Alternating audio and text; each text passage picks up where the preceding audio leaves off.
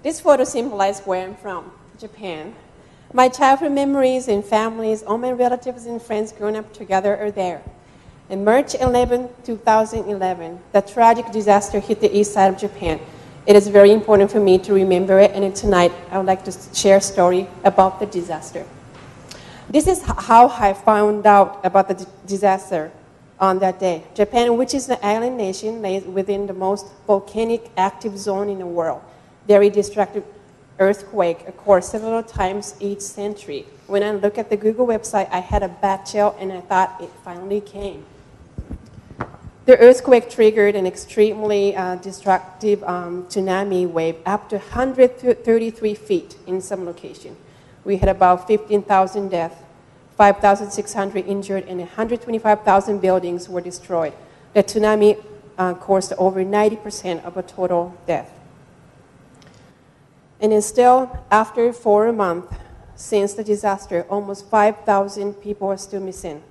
A little over 93,000 people still live in the shelters. The destroyed towns has been cleaned up little by little. Families there are trying to recover one day at a time. I was far away in Bemidji, thinking of what I can do. So here I am standing at Pecha Kucha night tonight, which originally started Japan. I asked my friends through Facebook to see if they can share their story for my presentation. Good friends of mine who live or have family in Sendai, where the tsunami first hit, kindly share some photos and their stories. Most of them told me how much they appreciate the convenient life we do have. After the disaster, people bought up all instant noodles, medicine, toilet papers, and a bottle of water from many stores. People were terrified with the lack of basic daily necessities. My friend Aki in Sendai was in a long line in front of the store.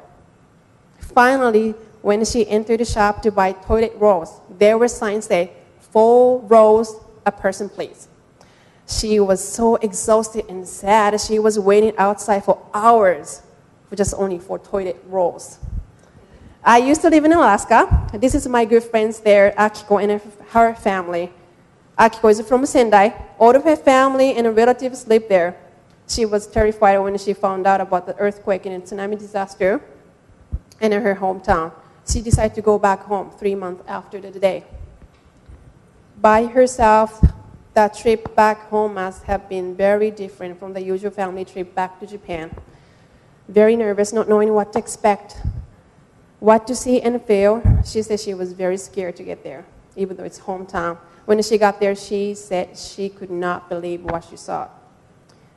She spent a lot of time at the volunteer center. She is a very small, petite person, but used all her muscle and energy to dig through mud brought by the tsunami with other volunteer workers and enjoying many other activities for a month. She said it was amazing how people can bond each other to support. She was touched by the people kindness and the support for her hometown. Many volunteers came from all over the world to Sendai. Many city parks there turned into tent villages. The volunteers spent night in their tent at park and worked with victims in many different ways during the day. As we know from history, Japan is the only victim of the atomic bomb in the world. In 1945, 2 atomic bombs were dropped in Hiroshima and Nagasaki. The effect of the nuclear radiation was and is horrible. And as a result, Japan has been the main voice to create an anti-nuclear weapon world. On the other hand, and somehow ironically, Japan has 55 nuclear power plants spread all over the country. The destructive tsunami damaged a part of the nuclear power plant in Fukushima. And the leaked radiation threatened not only Fukushima, but all people in Japan. Again, 55 nuclear power plants in a country of the size of the 3 West Coast states, California, Oregon, and Washington. Due to lack of other natural resources, we needed to create energy efficiently. The disaster was a wake-up call for Japan. Now, Japan has to come up new safe way to create energy. A lot of charity events and donations have been helping Japan, but what can I do? I thought remembering the day, appreciating my convenient life, my life with my family that I love are also important. I will remember this I will try to remember this every day, not only devastating times. I teach Japanese language through community education also, and I decided to donate the money that people pay for my class to the Japanese Red Cross. I will teach my language to help. I can't go to Japan and help at the volunteer center, but this is one thing I can do. And my husband and I also talked about what we can do. We plan to purchase solar panel. We dry laundry outside. I know this does not really directly help Japan, but as a parents, we thought it's important to teach our son that we cannot take energy use and natural resources for granted. I remember as a child in Japan that we used to have earthquake evacuation drills at school every year. We thought that we can do this to remember the disaster too. We used our storage space under the stairs in our home. We call it Harry Potter room. And then we did a dream in case of a tornado warning, even though Minnesota doesn't have an earthquake. This tragic incident also reminded me that I have something to hand down to my new generation.